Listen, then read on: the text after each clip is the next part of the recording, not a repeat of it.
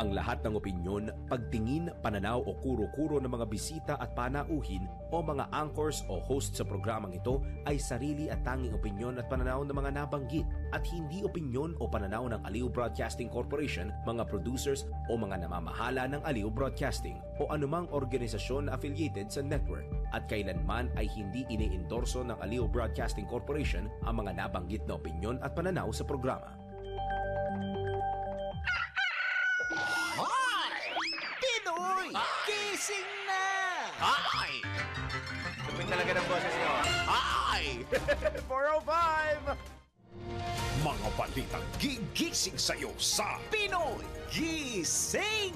Headlines. Ay! Ay, hindi pala. Kala ko may hoy ulit. Araw po ngayon, midweek Wednesday. Ika-13 na po sa buwan ang Agosto 2025. Narito na mga headlines.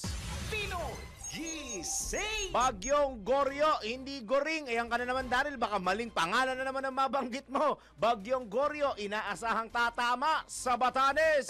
Pinoy Gising! Senate President Escudero, inaming kaibigan at campaign manager ang isa sa mga kontratista sa flood control projects. Pinoy Gising! 5 patay, 9 sugatan matapos bumangga ang sinasakyang van sa bakal na bakod sa Sisilex. Pinoy Gising! Sa ibayong dagat, Swiss government bukas po sa ideyang ipakausap si Roger Federer kay US President Trump tungkol sa taripa. Pinoy Gising! Bakit si Federer? Bakit tennis player? Yun ang aking gusto malaman. Sa sports, Gilas player AJ Edu masaya sa panonood ng kanyang mga magulang sa paglalaro niya sa FIBA Asia Cup. Pinoy Gising! Illegal na ginamit ang iyong mga pictures. Alamin ang parusa sa NBI. Nako, bawal ito! Pinoy Gising! Akto, at 13 na ngayon, konting hintay na lang pero kawala ng pera. May masamang dulot niya ba sa kalusugan? Mamaya, let's prove it. Pinoy Gising! Overnight parking rate sa NAIA. Aba, kalahati na raw po ang ibinaba. Si Gia sasagot na ito mamaya, di ba, Jen? Si Gia. Maya ko na sabihin, alamin natin mamaya kung facts or fake. Pinoy Gising! At sa naglalaki ang ulo, wala pa siyento ng ating showbiz news ngayong morning. Reggae singer na si Elias Lintukan, sasampahan na ng kaso ng kanyang manager. Pinoy Gising! At Vice Ganda tinawag na desperada at clout seeker ng apo ni dating Pangulong Rodrigo Duterte. Tayo nang isigaw ang sigaw ng sambayanan. Pinoy Gising! Bangon na, tayo na! Dahil ang dami nang nangyari. Alamin ang mga balita, alamin ang mga latest. Live na live sa DWIZ News Nationwide, DWIZ News TV at Aliw Channel 23. Nakalive din sa lahat ng DWIZ Digital Channels. Sino at ano ang mga pinag-uusapan sa lahat ng mga tumpukan? Sino ang mga trending at viral? Gisingin ang mga ugat, gisingin ang mga dugo. Kasama sina Daryl Justin at Larmaine Barreto sa Pinoy Gising! Eto na! Oh! Eto na! Oh! Eto na! Oh! Yan o! Pinipin ako eh. Ay, Wednesday! Ayan ang sinasabi ng mga kababayan natin ngayon, lalo na nung inilabas po ni Pangulong BBM nung isang araw yung listahan ng mga kontraktor. Hihinay ako ng katin ng mga kontraktor ho, ng mga flood control project na sinasabing yung iba ay naging ghost. Ay, yung iba naman, yung iba naging multo, pare ko. Naku, Diyos ko, bakit naman may project na nagiging multo? Yung iba naging multo, yung iba overpriced pero substandard. Ay, nako, yung iba naman mga flood control project, yung iba mga contractor pala, hindi lang sa isang lugar. Meron sila sa Luzon, Visayas, Mindanao. Para silang Aliw 23, nationwide. Ang pagkuha nila ng kontrata, nationwide. Yung iba sa kanila, sinisilip na yung pagiging nationwide nila, kung nationwide nga bang standard o nationwide na substandard. At sinabi pa ng pamahalaan, nung nag-press con po si PBBM noong isang araw, nung kung kayo ay may nakikita na anomalya sa mga flood control projects o mga flood control project na natenga na. Wala na hong nangyari, naging bomba labs na lang ho sa atin at wala nang epekto, isumbong dun sa kanilang app o dun sa website na ibinigay ng pamahalaan nung nilaunch itong nasabing website na isumbong. Ano ba sumbong daw kay Bongbong? Parang gano'n, sumbong kay Pangulo. Oo. Tiga mo itong mga netizen natin. Ito, nakita ko lang to online mga netizen natin, very good talaga. Ang gagaling ninyo gumawa ng meme. Ang bibilis ng mga kamay ninyo sa pag-e-edit. Nung sinabi lang gusto ni PBBM, ni Pangulong Bongbong Marcos na magsumbong kayo, hinalukay nyo na yung video ni Michael B. Alam niyo ba yun? Yung mga nanonood ng Bubble Gang dati, di ba? Ano ba yun? Sumbong-sumbong kay Bongbong. Diyos ko, doon nyo pa talaga inalintulan sa isang skit. Bakit? Nakiisip nyo bang katatawanan yan? Pero pagka naranasan na ho ninyo yung mga pagbaha, kahapon parang meron akong kakilala na pumanik dyan sa may bandang Baknotan sa La Union, medyo rumaragasan ng kaunti at ang mga pag-ulan ho diyan, lalo na etong si Goryo, Daryl, Goryo, hindi Goring, si Goryo. Oo, baka ako ng pangalan na naman masabi mo sa bagyo. Itong si Goryo, isa pa rin hong typhoon. Mamaya magbigay tayo ng update kung ano nga ba dapat nating asahan dito sa nasabing bagyo. At ito na yung sinasabi namin. Ito na naman, may typhoon na naman po. At napakalapit po sa kalupadanan dyan po sa may extreme northern Luzon. Ngayong pinag-uusapan niya mga flood control projects, hindi ba dapat nung una pa lang pinag-uusapan niya nung mga panahon ng summer season? Tama. Nung panahon ng tag-init para na-resolve na yan. Ano nangyari? Wala, di ba? Naging bomba labso. Kasi ang inuna ninyo sabi ng iba hindi ko sabi to Pero lang yan. Iyon, very good ka doon pa rin, Daniel. Yan ang sinasabi ng iba natin mga kababayan. Ang nangyari sa flood control project ay, ang pinag-usapan na lang doon at ang kanilang ginawa, imbis na unahin yung project, inuna nila ito. Yung mga nanonood sa TV, ito ang inuna nila. Sana sa susunod naman, unahin ninyo yung kapakanan ng mga constituents at kapakanan ng ating mga kababayan. Tama. Para hindi sila nai-stress. Hindi rin kayo, at the end of the day, kung wala kayong ipamimigay na relief goods dahil safe and sound yung ating mga kababayan, though hindi naman talaga maiiwasan yung mga flash floods, yung mga landslides, andyan ho talaga yan, nangyayari yan. Pero kaya nating kontrolin yung baha. Naniniwala kung kaya nating kontrolin kasi kung dati nga hindi tayo gano'ng binabaha, ano pa yung ngayon na konting ulan lang bumabaha na, di ba? Tingnan natin kung ano magiging mga susunod na kabanata sa usaping flood control project. Taas pa pare ko, yan Heto na! Heto na! Yan! 12 minutos na makalipas ang alas 4 na magandang Wednesday morning. Wakey, gising, bangon na po mga bayan. Luzon, Visayas, Mindanao, sumasa inyo palagi at sa atin lahat ang Wednesday edition ng Pinoy Gising sa DWIZ at Aliw Channel 23. Sa mga nakamiss sa amin na mga nanonood online, Facebook page, YouTube channel, we miss you so much. Mamaya na tayo mag-attendance check pero tuloy-tuloy ang ating balitaan at kulitan. Comment lang kayo at i-share nyo na rin ang ating live streaming sa inyong mga friendships, sa inyong mga kababayan na in here the country and out there overseas, kahit saan man worldwide, that wide tayo ho napapanood. At syempre yung mga nanonood sa TV, good morning po sa inyo. At sa mga nasa Dagupan, sa DWIZ News FM Dagupan, magandang umaga po sa inyo. Dire-diretsong balitaan na ho tayo hanggang 6 in the morning. Samahan nyo po muna ako habang kumakari pa sa takbo ang aking mga partner dito. Ako po si Daryl Justin Pinoy Gising! 13 minuto na po, 13 minutes makalipas ang alas 4 na magandang Wednesday morning. Dako na tayo sa detalye ng mga balita.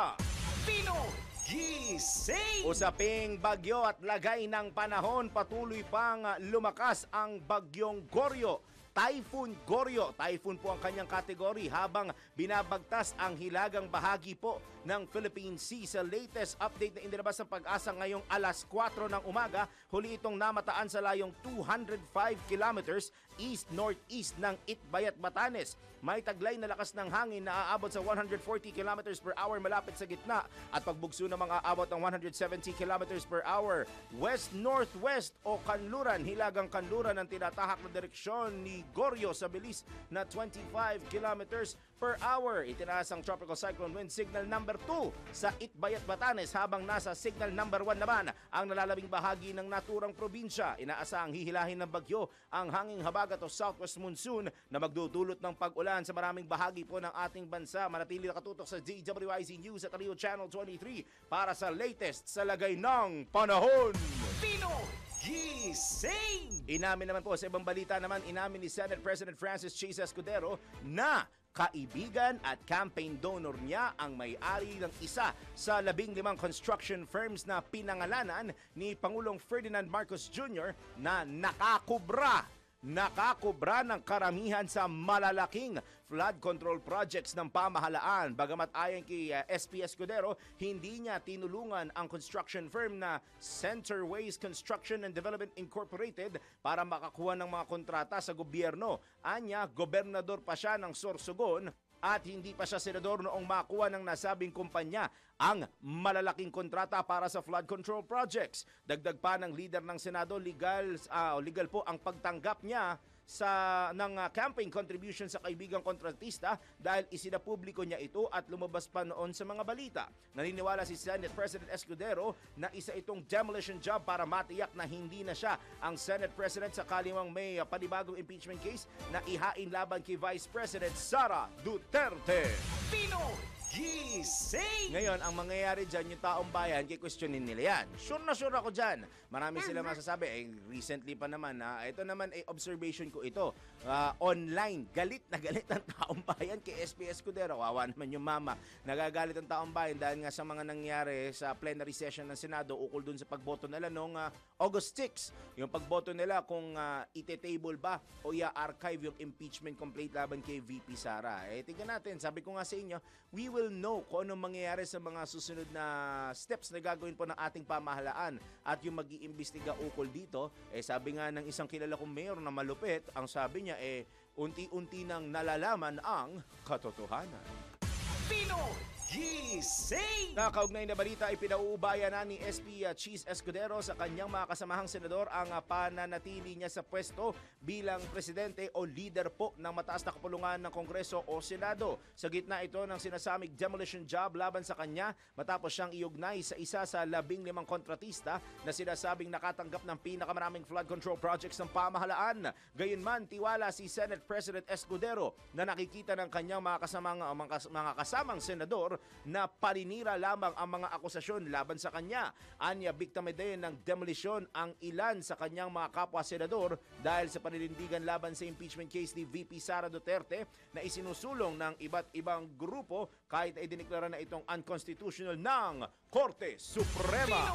Gising! 17 minuto na po, 17 minutes makalipas ang alas 4 na magandang Wednesday morning. Patay ang 5 katao habang 9 ang sugatan ng bumangga. Bumangga po ang isang van sa bakal na bakod sa Central Luzon Link Expressway o CCLEX dyan po sa may lungsod ng Tarlac. Ayon sa mga otoridad, nawalan ng kontrol ang driver sa barangay Balingkanaway. Kumalat din ang video sa social media kung saan makikitang nakahandusay sa gilid ng naturang expressway ang ilang mga biktima. 5 pasahero ang dead on the spot habang ang siya may kaagad na isinugod sa Tarlac Provincial Hospital. Itinuturing naman ang insidente bilang isang self-accident dahil walang ibang sasakyang sangkot sa naturang aksidente. Gising! Kailangan ng seryosohing o kailangan ng seryosong pagtugon sa problema na may kinalaman sa basura, partikular sa koleksyon nito. Ito ang binigyang diin ni Pangulong Ferdinand Marcos Jr. kung saan kahit gaano anya karami ang gawin ng mga pumping stations, subalit kung mababarhan naman ito ng basura ay wala ring silbi ang mga ito. Dagdag pa ng Pangulo na magiging pahirapan din sa mga pumping stations na ayusin ng mga estero kung barado din ito dahil sa mga basura kung kaya't dapat may gawing hakbang ang pamahalaan kaugnay sa garbage collection. Batay sa datos sa Metro Manila na pag-alaman na nasa 157 pumping stations ang mayroon, ngunit isa ito sa mga grabing tinamaan ng nakaraang habagat at bagyo. Gising! Sa iba pa po nating mga balita sa oras na ito, plano ng pamahalang Marcos sa magpatupad ng Waste to Energy Project sa lungsod ng Maynila bilang pilot program para tugunan ang problema sa basura at pagbaha. Ayon kay Pangulong Ferdinand Marcos Jr., layunin ng proyekto na mapabuti ang pamamahala ng basura at matiyak ang maayos na operasyon ng mga pumping station matapos mapag-alaman na nababarhan ito ng basura kaya hindi quote-unquote, efficient. Kapag naging matagumpay, planong palawakin ng pamahalaan ng programa sa iba pang bahagi ng Metro Manila at sa mga lungsod na madalas bahain. Bahagian niya ito ng mas malawak na hakbang ng kanyang administrasyon para makahanap ng pangmatagalang solusyon sa problema ng urban flooding at solid waste disposal. Pinoy Gising!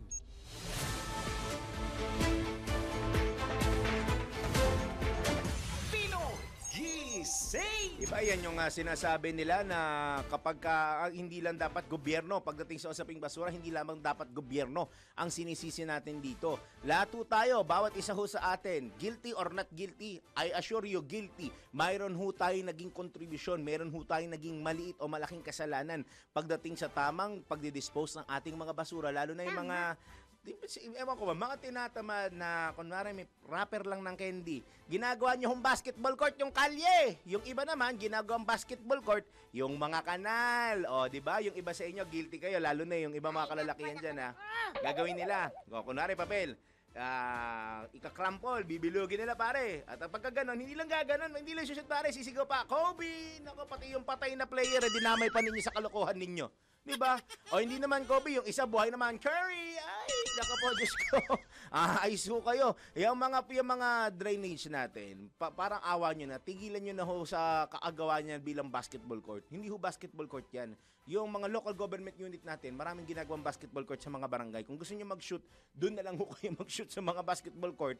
O hindi kaya, katulad ko, ako ay naglalaro ng mga video games. Yun, bili kayo ng basketball na video game. Doon nyo i-shoot yung bola. Hindi kung saan nyo sinushoot yung basura ninyo, ilagay ninyo na maayos sa mga basura. Yung iba kasi minsan, di ba pare, may nakita ka ng basura, gagawin pang Kobe, gagawin mong Curry na para kang 3-point shooter. Ang problema, hindi shumot.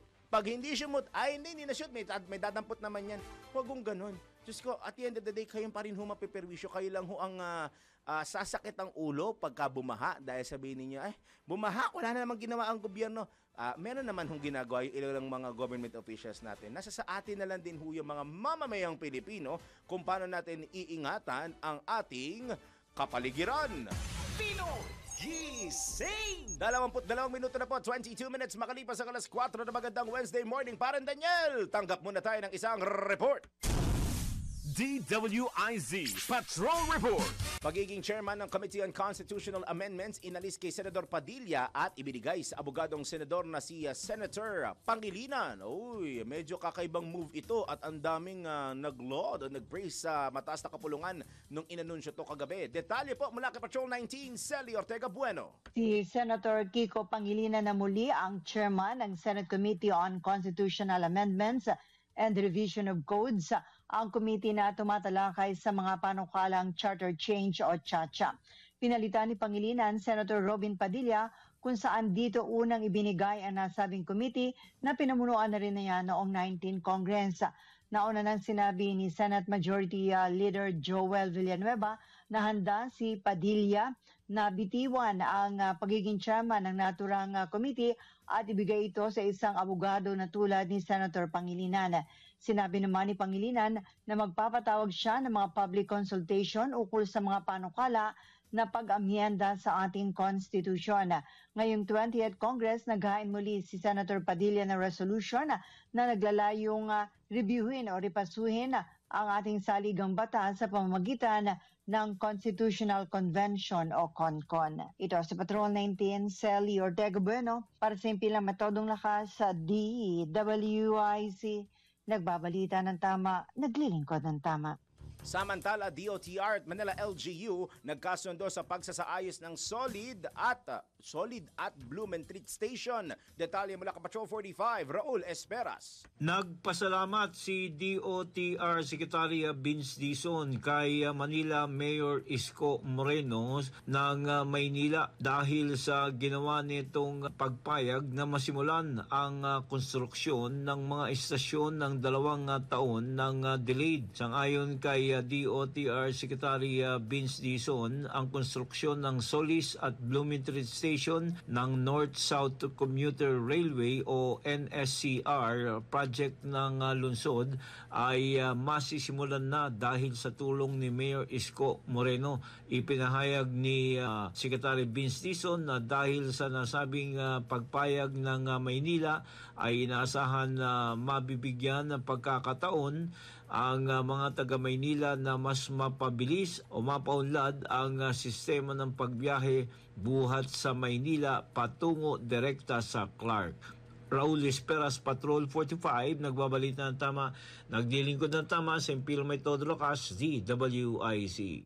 Kapag may bagong balita, naka-on air, agad-agad, DWIC Patrol Reports. Salamat po. Marami pa tayong mga reports sa kabuuan ng ating broadcast. Pero ngayon, sa ating showbiz, reggae singer na si Elias Lintukan, naku, sasampahan na ng kaso ng kanyang manager. Ano nangyari? Alamin natin mula kay Flying A, Anton. Mga latest na pinag-uusapan, mga latest na pinagchichismisan. Pinoy Gising Showbiz Spotted. Ito na! Wow, good morning. Ang ganda ng polo kasing ganda mo. Yes, Ang naman. naman, blooming. Parang designer's polo yan. Mua-mua. Nabili ko lamang yan ng 150. Sa UK! Sa UK ba yan? No, Hindi, akala ko sa UK. Temu yan. Ayun! Kung saan may trauma ako. Yes, oo. Anyway, yan ako. Eksklusibo nga pong nakapanayam natin as in exclusive kasi tayo lamang po ang inimbitahan nitong si Attorney Ferdinand Topacio, ating kasamahan din dito. Yes, Oo. Sa kanilang meeting nitong manager nitong si Elias Lintukan na mas kilala sa kanyang Facebook account na Elias JTV. Sa pakikipag-usap ko sa manager ni Elias na si Beverly Labad-Labad, sinabi nito na tuloy na ang pagsampa nila ng kaso laban sa kanyang talent. Oh, how did this started nga ba? Nag-start ito kasi ito daw actually nag-start si Selos. Ay, selos. Walang ibang pinag-umpisahan kundi selos talaga. Yun, no? Ang dahilan ng kanilang pagkakaroon ng talent manager hit relationship. Okay. Actually wala namang galit itong si Beverly. Very very cool nga siya nung makausap ko ito Sabi niya gano'n, stress lamang sa buhay yan As a matter of fact, sabi niya ayaw niya raw sanang magsampa ng demanda. Kaya lamang kailangan daw irespeto nitong actually nauna si Elias na nagpapatanggal doon sa kanyang management sa pamamagitan ng kanyang mga abogado. Okay. Kaya sumagot itong si Beverly na sinasabi niya na panahon na para igalang o irespeto nitong si Elias ang pinirmahan nitong kontrata sa kanya. Oh, okay. Sa tanong ko kay Attorney Topacio kung valid ba, kasi hindi ngayon lang siya naging abogado ni Beverly kung valid ba yung pinirmahan ni Elias na kontrata sa kay Beverly. Sinabi ni Attorney Topacio na binasa niya ang kontrata at nakita niya na valid ito. Okay. At ang sabi niya, kisehodang hindi siya valid, kisehodang may butas siya, kailangan pa rin dumaan sa korte kung magpapatanggal siya sa puder nitong si Beverly. Yun daw ang dapat. Sabi ni Atty. Topacio. So, hindi nila nakuha sa usapan na between manager and talent lang talaga? Kasi hindi naman daw nakikipag-usap si Elias. Umiilag, kumbaga. Oo. Okay. So, ang ginagawa daw kasi nitong si Elias at yung banda nito, ayon sa kay Beverly ay kumukuha ang mga ito, dumidirekta na ito doon sa mga contact nila. Sa mga booking, kumukuha ng sariling booking at sa kanila napupunta yung kabuang talent fee na hindi naman dapat kasi nga merong talent manager. Na dapat, di ba, usually sa kanila muna dumadaan yan. Yes, oo. Kung nag-approach naman sa kanya, halimbawa, ako, artist ako, kapag ako nag-approach sa akin ng isang booking agent o ang isang mayor o kung sino man, representative o kung sinong gusto kumuha ng serbisyo ko, ay isasabihin ko na ipapaalam ko, kausapin yung manager ko. Ganun dapat yon. Yes. Kasi, ang problema kasi kapag dumidirekta sa talent, nawawalan na ng respect sa talent. Ang mga kumuha, kung sino-sino na lamang.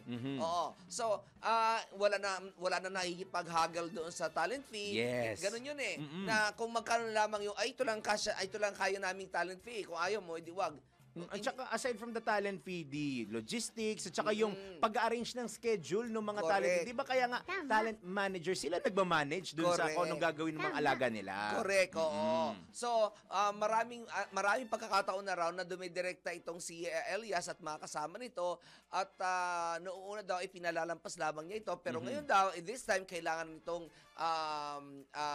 respetohin ang kontrata na pinirmahan nito na 5 taon. Oh, 5 years pala talaga. 5 years. So, Wow. ano pa lamang, April, May, June, July. Nakakatatlong buwan pa lamang. Oh, 5 years starting from this year lang. Yes! Ay, bagong-bago lang pala. Bago. Ay, kaya pala. Very new. Kaya nakagulat na bigla silang dahil nga ayon kay Beverly, walang ibang pinagsimulan ang kanilang alitan kundi dahil sa selos ng karelasyon nitong si Elias na brainwash daw ito ng mga nakapaligid sa kanya na pinalalabas na may relasyon silang dalawa o may gusto siya kay Elias. Okay. Yun yun. Hey, jealous lang talaga. Oo, yun yun. So, very willing itong si Beverly sa kanyang sinasabi sa akin kahapon na very willing siya na makipag-usap sa kanya at masettle daw nila ng maayos. Yes. Ng maayos ang kung ano mang hindi pagkakaunawaan. Sabi niya gano'n, kung gusto na raw nitong ni Elias na umalis sa kanyang puder, wala daw problema. Walang problema at ito daw ay palalayain niya. Wala raw problema yun. Ayun. Okay. Para matapos na lang din. Oo, correct. So, yung tama talaga yun, dapat makipag-usap ng maayos, walang hindi nakukuha sa magandang usapan. Amen. Yan. Anyway, yan na muna aking balitang showbiz at balik na sa iyo, Dada. Salamat, Ton. Salamat, Kenton, sa kanyang take note. Exclusive showbiz report ngayong umagang ito. Ang tabayanan nyo din po. Kasi mamaya maririnig nyo pa yung report na iyan sa kabuuan na ating broadcast for today. Sa oras po na alas 4:31 na magandang Wednesday morning. Diyan lang kayo. Pwede kayong magkape, pwede kayong kumain, pero wag muna kayong matutulog. Kailangan gumising na po. Kasi yun nga yung title ng programa, Pinoy Gising! Wakey, gising, bangon po muna tayo. Alas 4:35 na po na magandang Wednesday morning. Kamusta po kayo? Sana kayo ay nakagising ng very early, very bright, and very smiling. Sana masaya po kayo ngayon. Pero kung malungkot dahil petsa de peligro, konting kapit na lang at resin na ngayon. Yung iba, sasahod bukas. Nangangamoy, may pera na siguro tayo bukas. Yun yung naamoy ko pa rin, Daniel. Mukhang pagpasok mo bukas ng gabi, meron ka ng makakaching-kaching. Konting tsaga-tsaga at konting tipid lang po. Makakaraos din tayo. Pero for now, tuloy-tuloy ang balitaan at kulitan natin dito sa Pinoy Gising. Ngayon naman, tanggap tayo ng report mula sa Metro Patrol! Metro Patrol reports. Nagikot ang ating palengke queen at Yusek sa Greenleaf Market sa Valenzuela at may Paho Market dyan po sa Caloocan para alamin at i-monitor ang presyo ng mga bilihin at syempre ibigay ang napakasarap na ulam tips ngayong araw. Nasa linya na po natin. Ano kayong ma-share ni Mama Beth? Kay birthday boy, mamaya batiin natin si birthday boy kung hindi nyo narinig ka pa. May birthday ho ngayon dito sa amin pero yung may birthday, malupit ho yung may birthday sa amin ito'y Batanggenyo ito na ang report ang ating price monitoring at ulam tips mula kay Yusek, Mama Beth Samson. Mama Beth, good morning. Good morning, Dari. Ayan. Alam mo, dito sa Greenleaf sa may Valenzuela, ang ganda ng presyo ng baboy dyan. Sa baboy pala, sa bigas muna tayo. Ayan, sa bigas. Natutuwa kasi ako, bababa ang baboy. Ang bigas, 30 pesos to 60 pesos. Daryl at saka kami, dyan sa dalawang palengke na yan. Samantalang ang baboy, sa may Paho, Caloocan, remaining pa rin sila sa presyo 380. Pero dito sa Greenleaf sa Malinta, 370 pesos na lang. Ang kilo ng kasim, laman, pigi. Ang liempo, 400 na lang. Ang manok, 220. Samantalang ang baka yan ang tumaas dahil from 480, 490 pesos ang kilo ng baka. Sa isda, medyo mataas pa rin ang ating isda dahil ang bangos, yung pinakamalit, 220 pandaing, 240 hanggang 280 malalaki. Tilapia naman, 160 kada kilo, 320 ang kilo ng bisugo. Ang espada, tulingan, tanige, 280 pesos. Ang dalag, pampesa ito, pang ihaw, 300 hanggang 340 pesos per kilo, tumatalon-talon pa yan. Itong asuhos, 300, tahong, 120, sapsap, 320, itong ulo ng salmon at ulo ng maya-maya ay parehong 220 kada kilo. Sa gulay, bagyang bumaba, pero yung iba mataas pa rin. Tulad ng ampalaya, 150 na lang yun, dating 200 plus per kilo. Ang bawang, 150. Baguio beans, 120. Bell pepper, 350. 180 ang kilo ng carrots. 100 ang kilo ng kalabasa. Ang kalamansi, 100. Kamatis, 60. Ang siling labuyo, 600 pesos kada kilo. Pechay Baguio, 180. Pechay Tagalog, 120. Ang repolyo, 180. Sayote, 80 hanggang 90. Ang sibuyas na pula, 160. Ang puti, 150. Ang siling green pamaksil, 270. Sitaw, 50. At ang talong, 170 pesos kada kilo. Ito naman natin mga ulam tips. Mama Bet, bago yung ulam tips, tama ba yung narinig ko? Siling labuyo, 600 per kilo? Yes. Ha? 600 per kilo. Kung gusto mo mantingi, 3 piraso, 10 piso, maliliit lang yon. 600 po, para kang bumili na naman ng gininto ang sili dyan, Yan. Dati yan, noong a year back, 500, pinakamataas na yan. Aba ngayon, 600. Nagulat nga ako eh. Ang tanong natin ngayon dyan, anyari? Yun, anyari. Bukod sa sinasabi nila na saling-saling ang lugar ng pinagkukuhanan, walang maangkatan, at saka talaga namang hirap sila dahil effective pa ito na nakaraang habagat. Biyahe, gasolina, itong kargador, gastos, lahat-lahat na. Pero sobra naman, talaga naman, ako napansin ko talaga, siling labuyo, 600. Magigising ka talaga para malaman yung presyo na yun. Ito na. Ano ba pwede nilang gawin dun sa siling labuyo na 600 pang ulam? What? Aba, dati sa isang kilalang chicken na food chain, anli ang pagkuha ng sili. Kahapon, napansin ko, tatanungin ka, magsisili po ba kayo? Feeling talagang limited talaga ang pagbibigay nila ng siling labuyo. Anyway, sabi ko nga Daryl kanina, may pesang dalag, pwedeng ihawin, pwedeng ipesa, sarsyadong espada, bangus na may palaman or fish steak, adobong manok, fried chicken, ayan, adobong manok na may kasamang baboy, na may kasama ring nilagang itlog, hard-boiled egg. Ito pa naman ang meron din pwedeng tortang talong, kahit mahal, lagyan mo na lang ng itlog. Giniling, pwede rin lagyan ng hard-boiled egg yan. Itong fried chicken, wala kamatayan, alam mo na yan. Tinola, apritada, kaldereta, itong menudo, pork stick with white onions, ginataang langka or ginataang gabi, laing yan. Mixed vegetable or pakbet. Yung mixed vegetable, pwede nyo lagyan ng quail eggs. Yan. Para sa ulam tips sa Pinoy Gising, Metro Papel Beth Samson, nagbabalita ng tama, naglilingkod ng tama. At syempre, magbabudget tayo ng tama, lalo ngayon. Pinoy Gising! Take note yung mga bibili ng siling labuyo na 600 per kilo. Partner! Ha? 600 per kilo. Why? Hindi ko din alam. Saan galing yan? Sus, Mario. Baka gold-plated ang ating mga sili. Baka inisprayan ng gold. Oo. Nilagyan, sinawsaw. Sa gold. Ayan. Ano ba ginagawa doon sa nagkaroon ng karat. Ayun. Ha? Ano ba ginagawa doon sa sili, di ba? Ano ba yun? Yung dinidikdik ba yun? Dinidikdik. Ginagawa chili oil. So, mga chili oil ngayon, mahal. Pag dikdik nyo, may ginto yung sili. Pwedeng isangla. Iyan. Mahal, 600. Di ba? Bakit? Hindi ko din alam. Kaya nga tanong kay Mama Beth, anyari? Why? Ay, nako. Kasi daw nagpagas ka. Ganun. Mahal naman. Mahal pa sa gas. Yun nga yung gas bumaba na eh. Good morning. Ay, good morning everyone. Naglakbay-lakbay. Ayun. Natuwa si Daniel sa iyong paglalakbay. Bakit? Halata naman, nag-yehey siya. Yay! Ito na nga. Diretso na tayo sa ating Ronda Probinsya. Ronda Probinsya. Dito sa Norte, wanted person sa San Fernando City sa LU, arestado. Alamin natin ang detalye mula kay Kuyang Ronald Idol Domingo. Matagumpay na naisilbi ang mga pinagsabang operatiba ng City of San Fernando Police Station sa lalawigan ng La Union sa ilalim ng pangasiwa ni Police Lieutenant Colonel Rogelio Medes sa OIC sa koordinasyon ng PIDMU at Regional La Union Police Provincial Office ang warrant of arrest sa isang wanted person sa Barangay Lingsat, San Fernando City, La Union.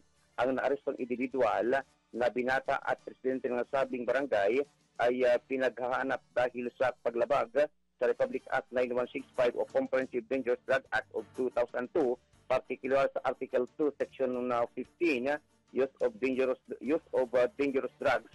Ang warrant ay inilabas noong July 31, 2025 ng presiding judge ng RTC Branch 27, 1st Judicial Region, San Fernando City, La Union. Ang pagkeresto ay resulta ng pinagsama-samang pagsikap ng mga lagad ng batas na nakatuon sa pinaigting na kampanya laban sa illegal na druga. Kasalukuyan nasa kustodya ng pulisya ang suspect at maharap sa kaukulang legal na paglilitis. Ito ang Ronda Patrol, Ronald Idol Domingo. Nagulat pa simpilang may tulong lakas, DWIZ. Nagbabalita ng tama, naglilingkod ng tama. Ngayon naman mula sa Ilocos, baba tayo sa Naga, pamahalang bayan ng Pili sa Kamsur, todo suporta. Haba sa 5 minutes response ng PNP. May nakita pa akong video dito na nagsample tong si General Torre kay PBBM. Detalye po, live mula kay Kuyang Melvin Machado. Kuya Melvin, marhay na aga!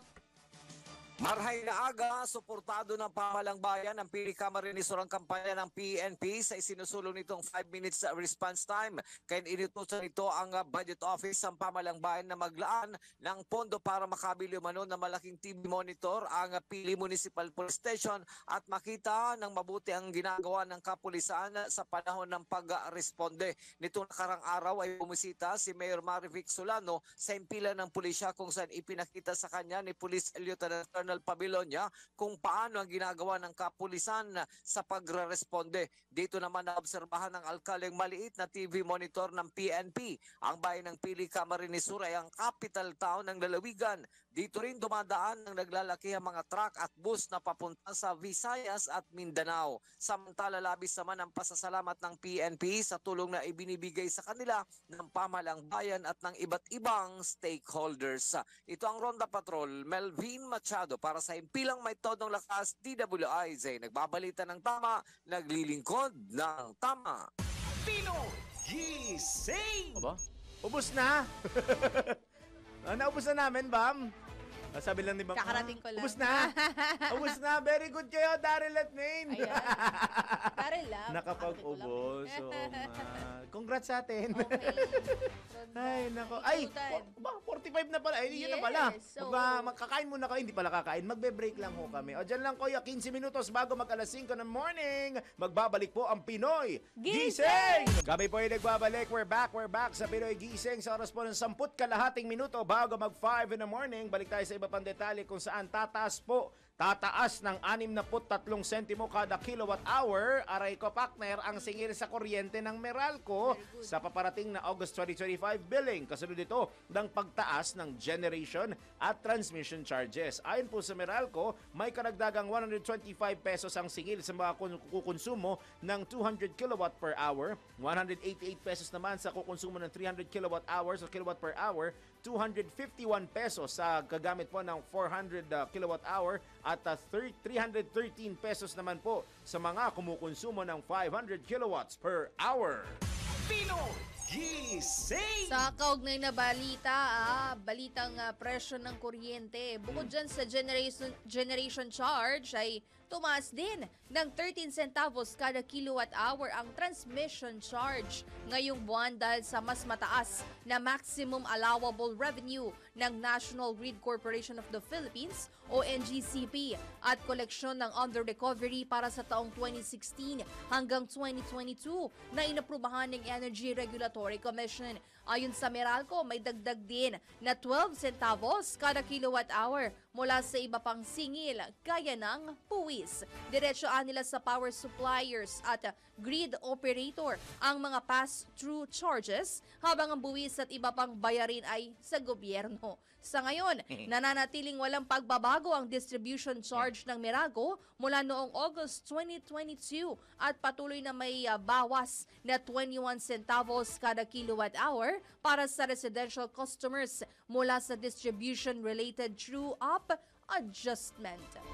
Pinoy Gising! Karok, sa kaugnay na balita po, ito naman mula sa mula naman ngayon sa Business Mirror. Ipiniliwanag po ng Meralco na ang mahinang performance ng piso kontra dolyar ang dahilan kung bakit magtataas sila ng generation at transmission charge para sa electric bill ngayong buwan po ng Agosto. Ayon kay Meralco Utility Economics Chief Lawrence Fernandez, karamihan sa gastos ng mga generation plant ay nakabase sa US dollar kaya kinakailangan nilang mag-adjust ng presyo katulad ng ginagawa sa presyo ng gasolina. Dagdag ni Fernandez, ilan din sa mga tinitignan ay ang scheduled maintenance ng First Gas Santa Rita at First Gas San Lorenzo power plants sa Batangas noong Hulyo at ang pagtaas ng charge ng mga independent power producer at ang wholesale electricity spot market.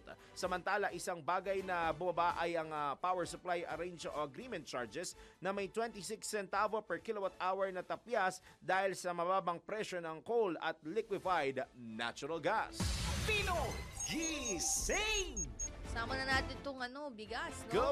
Hindi sapat na dahilan upang magtaas ng presyo ng bigas ang nakatakdang pagsisimula ng 60-day rice import ban sa susunod na buwan. Ito ang binigyang diin ng Department of Agriculture kung saan na-monitor ng ahensya ang pagtaas ng presyo ng imported rice kung saan mula 43 pesos ay nasa 45 pesos na ito. Ayon kay Agriculture Assistant Secretary at spokesman Arnel de Mesa, sapat ang supply ng bigas at mayroon pang paparating ngayong buwan ng mga imported rice. Maliban dyan, masyado pa anyang maaga para sa naturang dahilan kung kaya't posibleng hindi ito ang tunay na dahilan ng pagtaas ng presyo ng bigas. Tiniyak naman ng DA ang kanilang iimbestigahan kung sino ang mga importer, middleman o distributor ang umaabuso sa naturang sitwasyon. Pinoy Gising! Parang bago ng bago. Ngayon, hindi pa rin makita yung lintik na Oo, mga diba? Yun pa rin. importer at middleman na yan. What's new, di ba? Hindi makita, invisible yata eh. Naging ghost na rin. Parang yung flood control project. Ay, nako. Alas 4:53 na po ng morning sa atin mo ng NBI. Illegal na ginamit ang iyong mga pictures. Bawal i-say. Ay, bawal pala yan. Hindi ko alam na bawal pala iyan. Oo, Sasagutin bawal ni- yan. Bawal pala. yung gagrab mo yung video sa kabilang istasyon. Ayan! Tapos hindi mo tatanggalin yung logo ng istasyon sa Oo. pinagkuhanan mo. Tapos walang credit. CTO. Wala si CTO. Ay, Pero nako. alam mo na pag-alaman ko na kahit para lagyan mo ng credit, Cannot be. diba, no? Hindi Ah, pa rin cannot pala be siya pa rin. acceptable kahit may Yes. CTTO, no? Una tigit sa lahat, ipinapaalam daw dapat yun sa pagkakaalam. Very consent, Talagang kailangan mo ng consent. Yes, at no, maganda no? yung may Oo. documented, black and white ika Na nga. umuo siya sa iyong request. Ayun. No, alamin natin kung anong parusa wala kay birthday boy sa kanyang NBI. Ay, oo nga. Nako, bawal ito. Alamin kung bawal o hindi. Dahil kung di mo alam to, kaso ang kakaharapin mo sa NBI. Nako, bawal ito.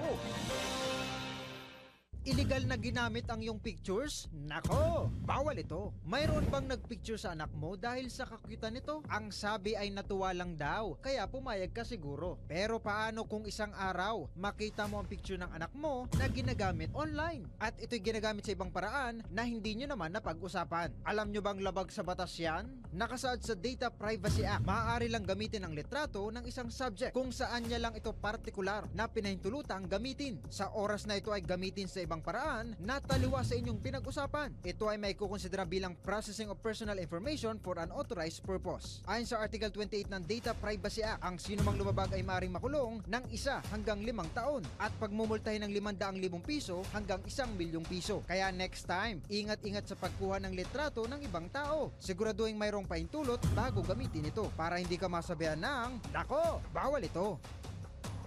Pinoy Gising! Napadala ko na sa CA, napadala ko na kay Jen yung litrato ni Gar. Oo, sa kanyang, Wala namang may pake. Ay, wala nga cheese stick eh. Walang dabating cheese stick Kasi kahapon, yun no? nga eh, walang paramdam Ano eh. ba naman yan, Gar?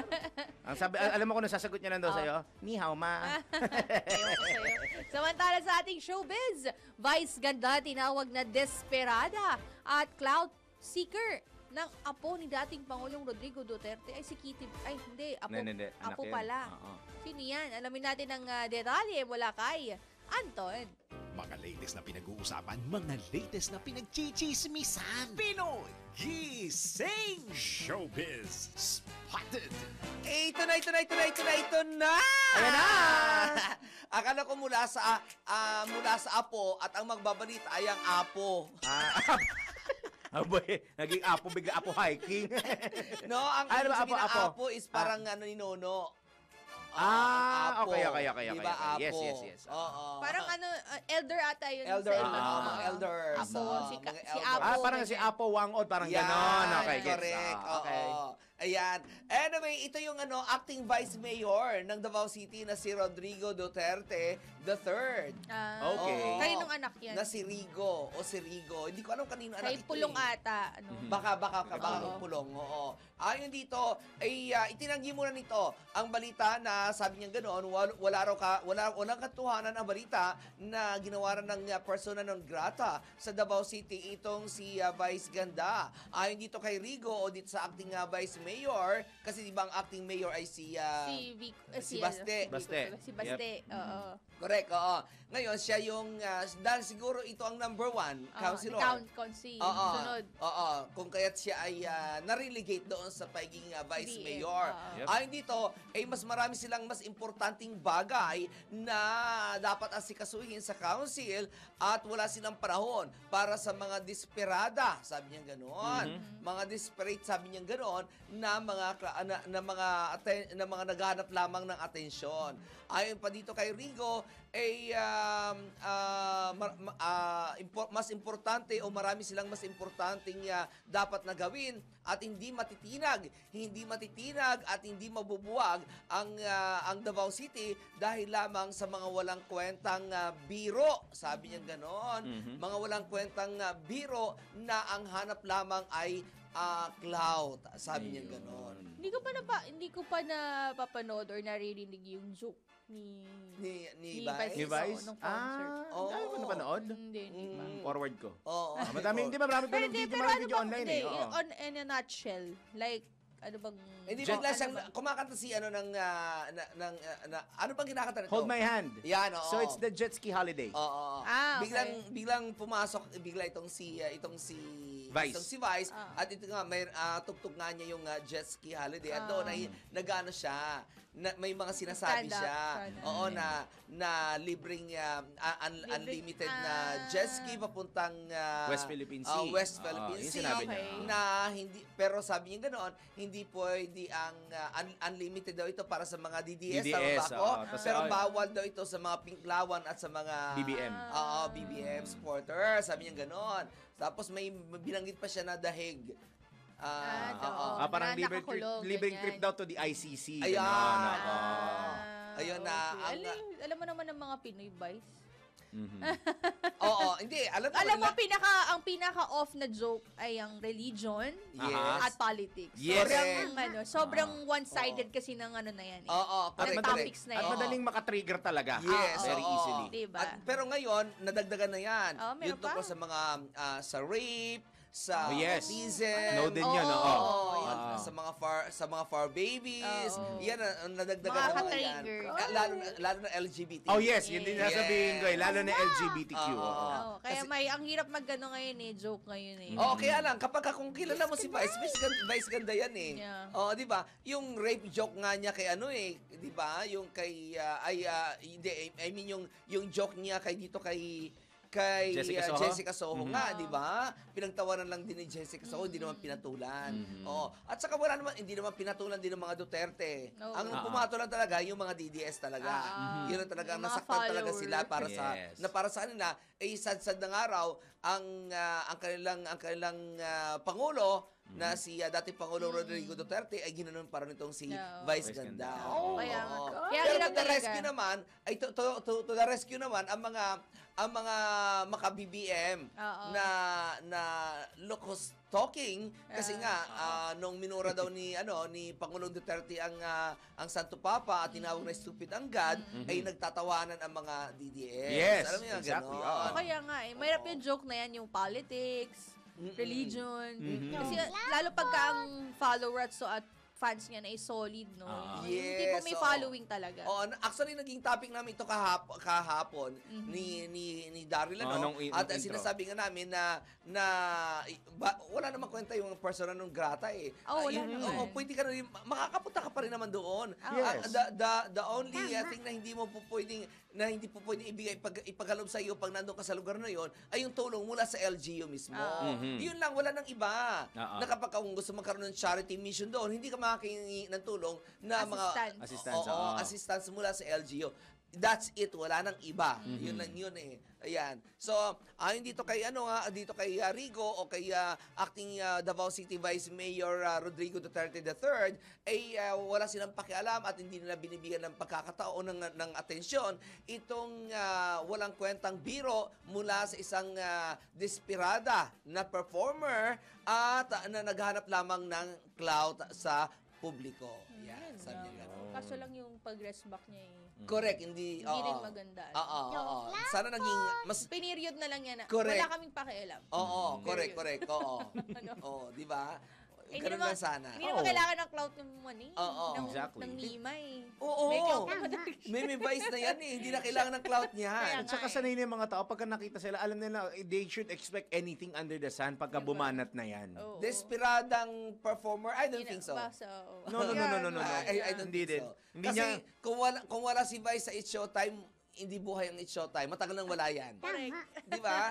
Mawala na lahat dyan, wag lang si Vice. Di ba? Yun eh. Kaya nga nung una, parang nung bago-bago, di ba, dance competition nagsimula itong Showtime. Tapos yun parang tinawag na parang permanenteng hurado. Kasi ayaw nga nila tanggalin. Kasi humihila nga talaga sa ratings na first and foremost. At kumikita sila because of her. Yes. Ayan. So, yan ang muna aking balitan, showbiz. At balik na sa inyong dalawa. Salamat to. Salamat, Mima. Mima Ton. Mima! Di ba Mima? Kung siya siya. Tawag sa kanya Mima. Hindi, may Vice. May Vice siya. Iba pa yun, di ba? Ito Mima. Mima. Si Mima. Salamat May masabi lang. Salamat kay Mima Ton.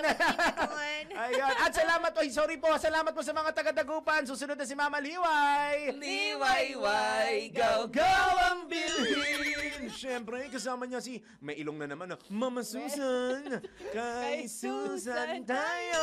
Kaya daw po sa Dagupan. Hindi na makakanta. Uwi na si Daniel, 5:03 na po ng morning. Ikalawang oras sa Pinay Gising. Susunod na. Ayan na po, 6 na minuto na. Makalipas ang alas 5 na magandang Wednesday morning. Yahoo! Yay! Eto na, na-miss. Yadi! Tinalo ko ulit nga. Sige, ulit tayo. Ito, sakto, magpapalit yung minuto. 7 minuto na po, 7 minutes makalipas ang alas 5 na morning. Yahoy! Yay! Yading!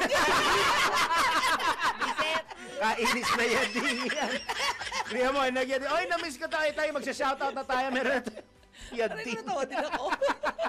Ito sa sarili niya kalokohan. Sino kaya tinatawag niya? Good morning. Yun yading. Gusto ko malaman sila si Yading. Magandang pangalan. Social.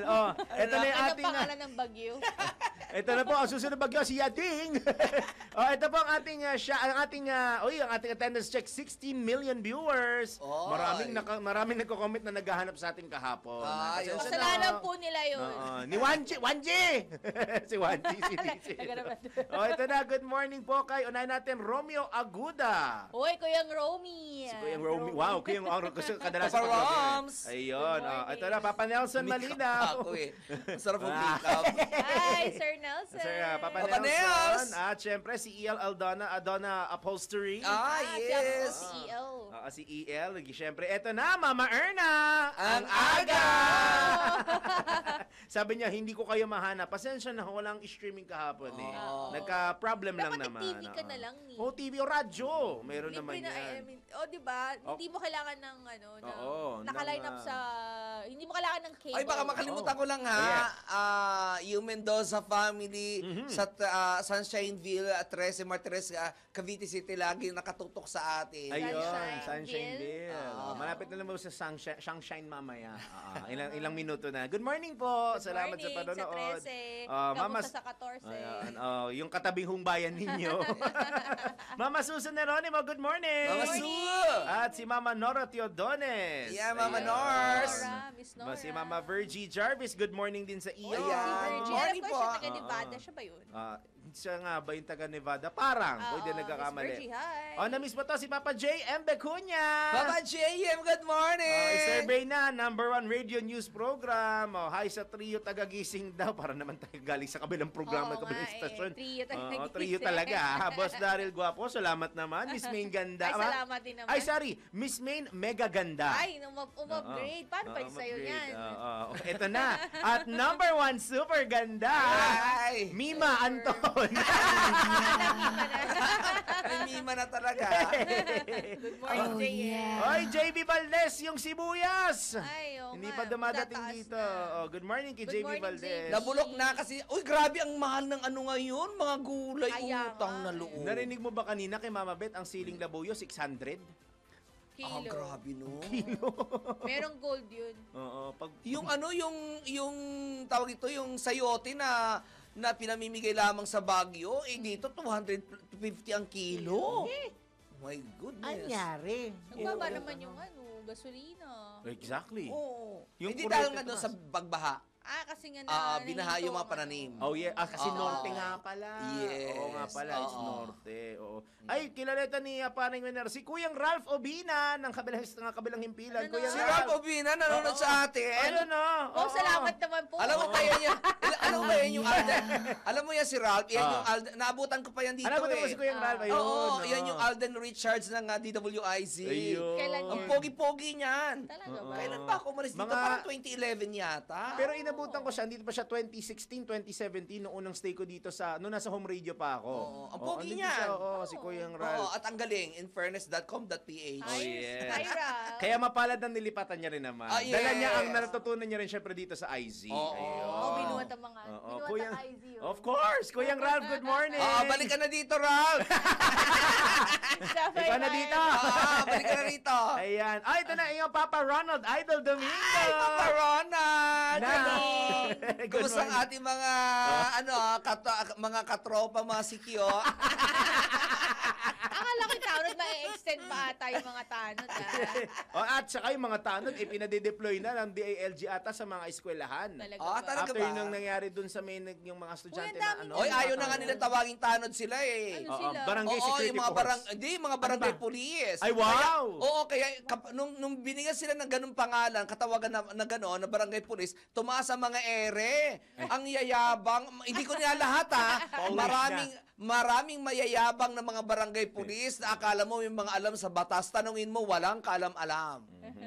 Easy Oo. po ha. Ganun kayo kay attorney. Ano ba itong Kay messenger? attorney Mima. Mima.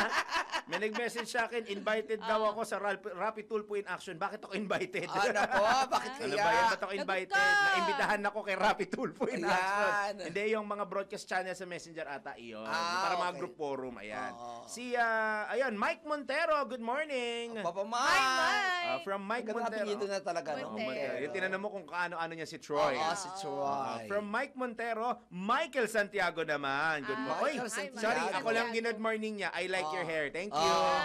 Salamat. Michael Santiago. Parang bago. Bago, si Michael Santiago. Papa Michael, Yan yung good barbero morning. niya. Last, yun yung Barbero barbero niya ko yun. daw. Kaya I like your hair.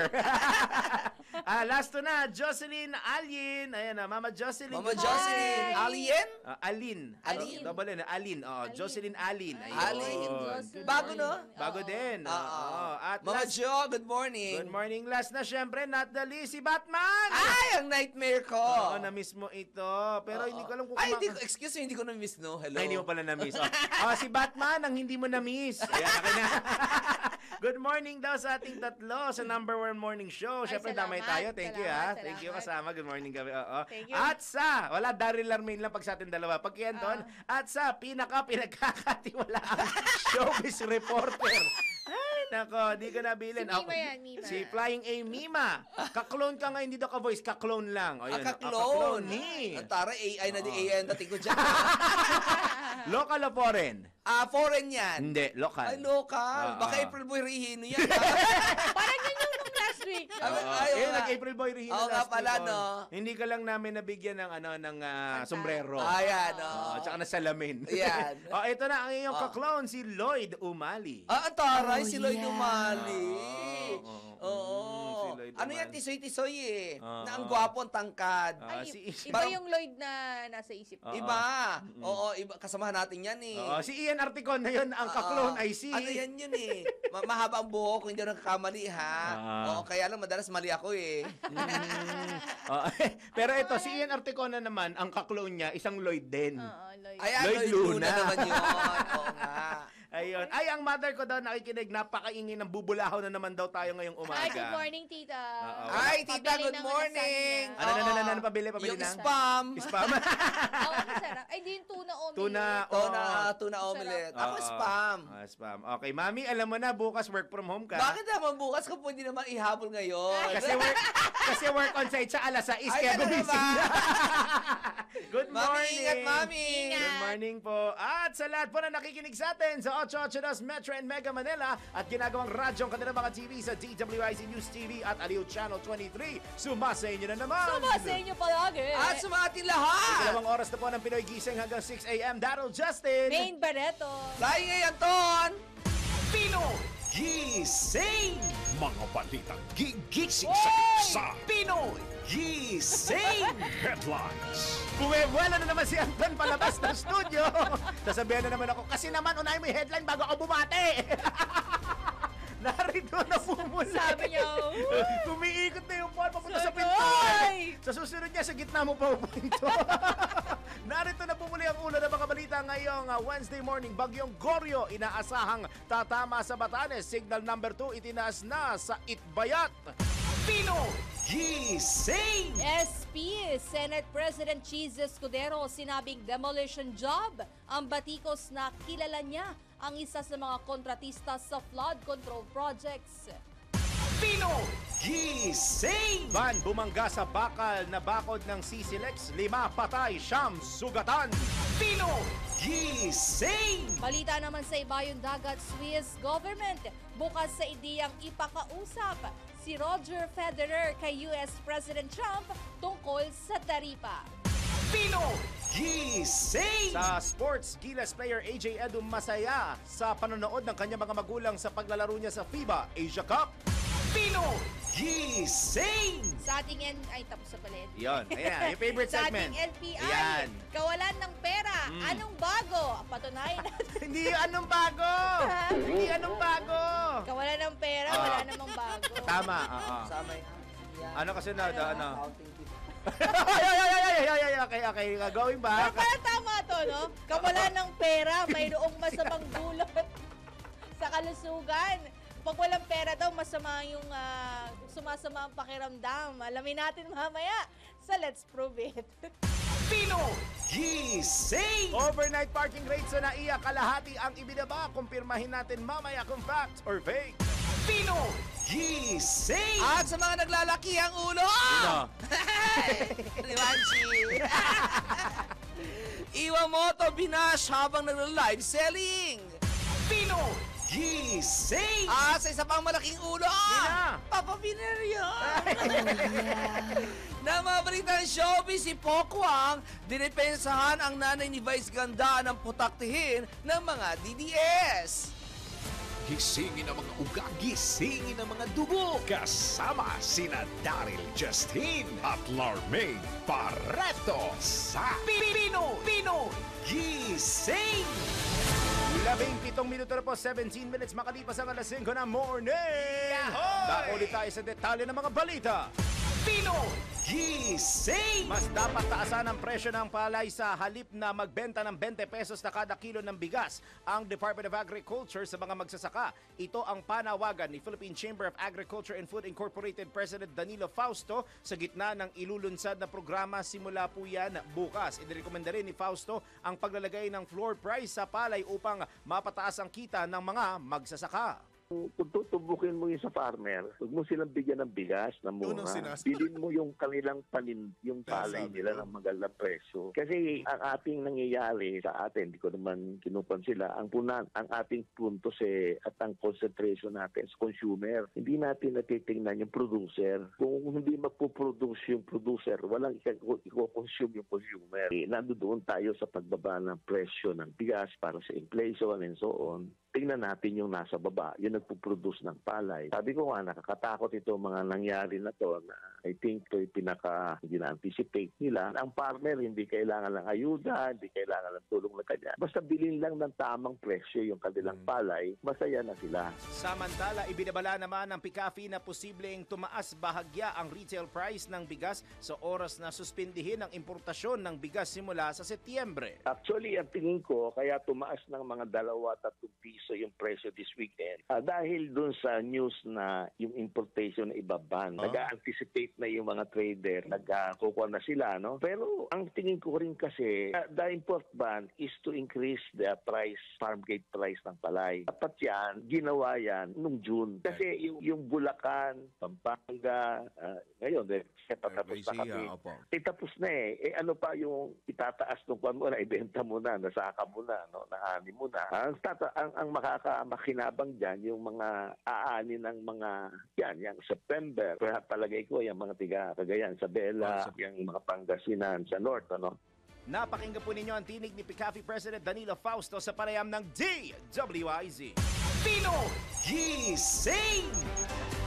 Samantala, nilinaw ni Finance Secretary Ralph Recto na hindi pa rin magtataas ang halaga ng taripang ipapataw sa mga inaangkat na bigas ng bansa. Ito'y sa kabila ng mungkahi ng mga farmers group na taasan ito upang mapataas din ang kita ng mga magsasaka. Nabatid na kapwa iminungkahi ng Department of Agriculture ang pagpapatigil ng importasyon ng bigas sa loob ng 2 buwan at ang pagtataas ng rice import tariff sa 15% upang maprotektahan ng mga magsasaka. Gayunman, sinabi ni Secretary Recto na bagamat inaprubahan na ni Pangulong Marcos ang import ban, ay malabo pang maipatupad ang inirekomendang taas taripa sa nasabing produkto at ang pagpapalawig ng import ban nito.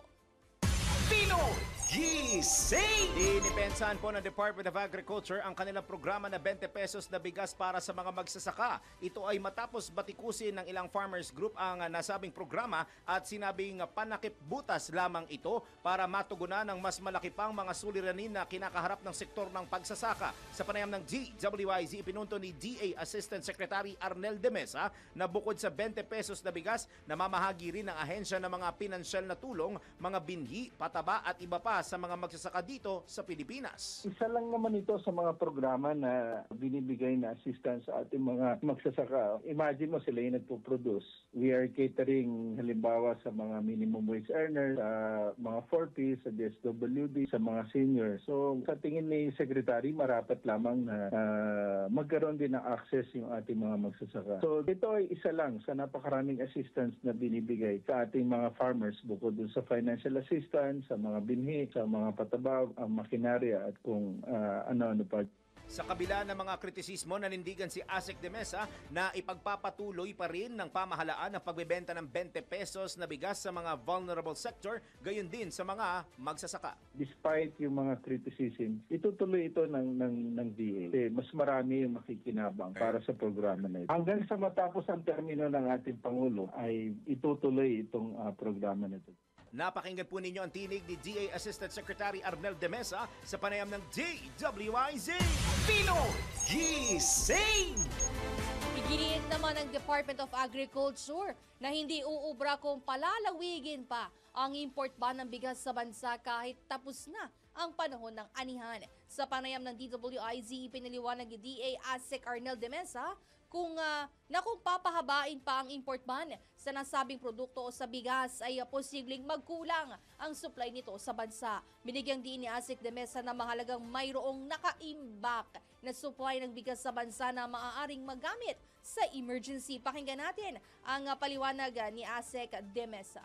Ngayon, kung papalawigin mo naman siya beyond the harvest season at kinukonsume na ng mga kababayan natin yung bigas, hindi naman pwede na yung ating inventory ay tuluyang ma-deplete kasi we are maintaining at least ang pinaka-healthy 60-day inventory ng bigas sa buong bansa para kung sakali magkaroon ng problema, meron tayong bigas na kakainin kasi ayaw natin biglang magkagulo.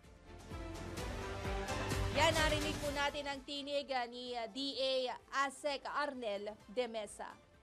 Pino Gising! Sa oras natin, sabi ni Boss na alas 5:23 na magandang Wednesday morning! Yahoy! Morning, Boss! Ito, overnight parking rates daw po sa NAIA, kalahati ang ibinaba. Kumpirmahin natin kung fact or fake. Bukod sa urong-sulong na presyo ng mga produktong petrolyo, isa ang paghahanap ng parking area at pagbabayad ng parking rates sa mga pinoproblema ng mga motorista. Pero ang mga biyahero, mababawasan na ang isipin dahil bababa na raw ang overnight parking rates sa NAIA? Totoo nga kaya ito? Bago maniwala, alamin muna dito sa Fact or Fake. Alamin mo na kung tama o mali, kung totoo o hindi. Bawal ang peke. DWIZ, Fact or Fake. Malaking ginhawa para sa mga motoristang biyahero ang malaking halaga ng ibinawa sa standard overnight parking rates sa Ninoy Aquino International Airport o NAIA. Ang dati kasing 1,200 pesos na parking fee para sa mga sasakyan, binawasan ng kalahati at ginawang 600 pesos ng New NAIA Infracorp. Para sa mga bus naman ay 1,200 pesos na lang mula sa dating 2,400 pesos. Habang ang bagong overnight parking fee naman para sa mga motor ay naging 240 pesos na dating 480 pesos. Ayon sa post ng NAIA, ito ay para lang sa mga verified travelers at NAIA users. Kung kaya naman kabilang sa mga requirements para ma-avail ang discounts na ito ay ang patunay na ang mga motorista na magpapark ay babiyahe. Una, kinakailangang itabi ang tiket matapos mag-park. Pangalawa, kailangang dalhin ng pasahero ang kanyang tiket at boarding pass sa pagbiyahe. At panghuli, kailangan lang ipakita ang mga nabanggit na requirements sa validation counter. Ayon sa NAIA, sa pamamagitan ng nasabing sistema ay mas mapagsisilbihan nila ang mga NAIA users dahil magiging mas accessible na ang kanilang parking area. Kung kaya ang sabi-sabi na bumaba na ang overnight parking rate sa NAIA ay isang fact. Para sa Fact or Fake, Gia Rafael, nagbabalita ng tama, naglilingkod ng tama. Huwag magpapaloko, huwag magpapagancho, huwag magpapaskam. Bawal! Bawal ang peke. DWIZ, Fact or Fake. Pinoy Gising! Magandang good news yan, Salamat sa nag-report si Gia Rafaela. Si Gia Carita. Maganda yung balitang nabawasan ng kalahati kasi naman karamihan sa mga bumabiyahe ay yung mga overnight lang. So, iniiwan talaga nila yung mga sasakyan. Oo, yung tipong ang ginagawa, para sabi nga nila, Parang ginagawa park nilang and fly. parang ginagawang Pasig Palengke at saka Quiapo, Pasig Quiapo yung yung biyahe. May importanteng negosyo or business lamang sa isang lugar, isang saglit Na kayang gawin within 24 hours. Oo, so malaking na rin Ginhawa malaking sa tulong kanila. na rin Yep. na kumalahati ang presyo ng overnight parking dyan sa ating mga paliparan. Tawag mo si Anton. Ayoko. Samantala sa ating showbiz, Iwamoto, binash habang nagla-live selling. Abay, may live selling si Iwamoto. Alamin natin. Hindi kita tinatawag. Wala ka dyan. Pag ka pumasok. Alamin natin ang detalye mula kay Anton. Ito na! Ayan na! Nakita niyo ba yung abstract painting natin? Ang ganda, Ayan diba? na. Very colorful. Diba? Abstract painting. Kala ko yung sa'yo. Isa pa yan, pero mas colorful. Diba? Sabi kay Juday mo kasi Juday ang gumawa niyan Diba? Ang ganda na abstract painting niya. Anong title? By Judith Estrada. Sa 23? Sa Signal. Ayan. Sinabi ko talaga, hindi naman nila alam kung ano nakikita natin Sa Signal TV po. Signal TV, namin. Channel 23 din. Alam niyo na ba yung viral ngayon? Yung love story ni Anita Wing at saka ni Team Tomo. Si Anita Wing is 5'4", si Team is 4 flat. Oo. Chinese looking si Anita, si naman is parang Black American na midget. Okay. Na sabi ni Anita, hindi niya akalain na mafo-fall in love siya dito kay Tim. Kasi nga parang wala hindi yung ideal man niya wala sa kay Tim. Wala. Oo. Pero nung tiningnan niya raw yung list ng kanyang mga characters na hinahanap sa mga lalaki, lahat nandoon kay Tim. Bukod sa height. Okay. Ayun, pero wala naman daw siya nakalagay doon sa kanyang requirements na may height. At nung tinanong niya raw ang Panginoon na kung bakit si Tim ang ibinigay sa kanya, sinagot daw siya ng Panginoon na, well, wala naman doon sa hinahanap mo ang height. Yun. Nakakatuwa yung kailang Yes, nakakatuwa. Anyway, punta muna tayo dito sa ating balitang showbiz. Si Iwamoto nga ay galit na galit matapos na iba siya habang siya ay nagla-live selling sa TikTok, sa kanyang TikTok account, nagla-live siya ng mga skincare. At may nagkomento doon na hindi ba nabubuli ang mga anak ang mga anak mo na sa school habang dahil nag-live selling ka, nagalit bigla itong si itong si Iwa at sinabi niya ang haba ng kanyang mga sinabi. Napakahaba ng kanyang sagot. Sinabi nito na hindi dapat na minamaliit ang pagla-live selling at kahit na anong trabaho, mag-iyan man ay janitor at kung ano-ano pa, ay dapat daw hindi minamaliit. Ayan. Oo naman. Of course. Actually, parang minalit na nga niya eh. Kasi, bakit ginawang example ng janitor? Actually, sa bagay. Di ba? Oo nga naman. Bakit, ano bang skincare brand? Nag-live selling kasi daw. Nag-live selling siya ng mga skincare. Kaso na-trigger. Na-trigger siya. Nagtanong lang naman. I mean, for yun nga. Yes. Kasi alam mo naman, walang emosyon yung yung chat eh. Di ba? Unless lagyan mo siya ng mga emoji. That helps the emotion. Oo, nagkakaroon ng emosyon. Oo. So siguro walang baka hindi naman yun ang intention din. Baka tinatanong lang siya na, uy, hindi pa. Alam mo yun, yung concern. Oo, yung concern. Hindi pa nabubuli yung anak mo. Parang inosente lang natanong. No? Parang sa ating tinatanong, di naman, di ba? Parang ganon. Siguro dahil nga sa hindi niya kakilala yung nagkomento. Diba? Na dapat asahan niya yon kasi nga, artista siya. Iwa Mota is the ex of Pampi? Tama ba? O sila ngayon? Hindi, sila ngayon. Okay. Si ano pala ex niya? Si Jody. Si Jody. Ang ex ni Pampi. Okay. Na meron silang conventional relationship. Unconventional ba tawag sa ganon? Baka masama ang gising. Baka walang benta pa. Parang ganon. Wala pang buwan naman, no? Pero yun nga, mahabang sinabi nitong si Iwamoto at totoo naman sinabi niya na hindi dapat na minamaliit ang mga nagtitinda, ang mga nagla-live selling, sabi niya ganon. At sinabi pa niya, wag daw magko-comment at lalaitin ang mga live seller, lalo na sa kanyang platform. Dahil sabi niya, ako ang makakabangga mo. Sabi niya ganon. Sabi niya, hindi mo ba alam na itong pagla-live selling ko, sabi niya, ito ang dahilan kahit nakapag-aral sa magandang eskwelahan ng aking mga anak? Sabi niya ganon. So, anong ginagawa pala ni Pampi? Na-trigger nga. Oo. Kasi imposible namang hindi si Pampi nagpapaaral sa mga anak niya. Oo naman. Diba? Oo, so siguro ginawa na lamang niyang excuse yun, reason yung pag-live selling. Pero ano din naman ako doon sa kanya na hindi nga dapat minamaliit ang pag-live sell. Sabi nga, ang daming nag-iumaman diyan, no? Lalo ng pandemic. Oo naman. Napakarami yumaman. Sa pamain-main lang yan. Yes, oo. At kumita rin sila sa akin. At kumita rin dito. Ayan, siya din yan. Kaya ngayon, minors. Diba? Bukas na. Abangan! Abangan ang plano namin dalawa ni Larmaine Barreto. I-podcast na lang natin yan. Ano nangyari sa live selling natin dito? Hindi na natuloy. Mag-live selling na tayo para marami tayong viewers. Para maging 100. Kailan nga tayo bukas? Bukas. Sige, magplano kayo. Si pwede. Na-cancel yata kami. Pwede. Pwede. Sige. Sama din daw si Wener. Nag-uusap ng mga paggagabi ngayon. Yan ang unahin malita ng showbiz at balik na muna sa inyong dalawa. Salamat, Mima. Salamat, Mima, Ton. Salamat kay Mima. Sa kanyang Mima ngayon. Sa kanyang Mima Showbiz News ngayong morning na ito. Standby mo muna, Philippine Standard Time. Hoy!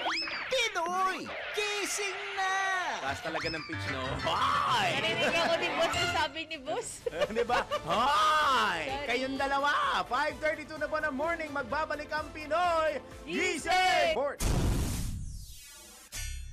Solong kapangyarihan para magpagawa ng mga silid-aralan iminungkahi na alisin na sa DPWH. Detalye mula Kapatrol 19, Celia Ortega Bueno. Makabubuting tanggalin na sa Department of Public Works and Highways ang solong kapangyarihan o poder sa pagpapagawa ng mga classrooms.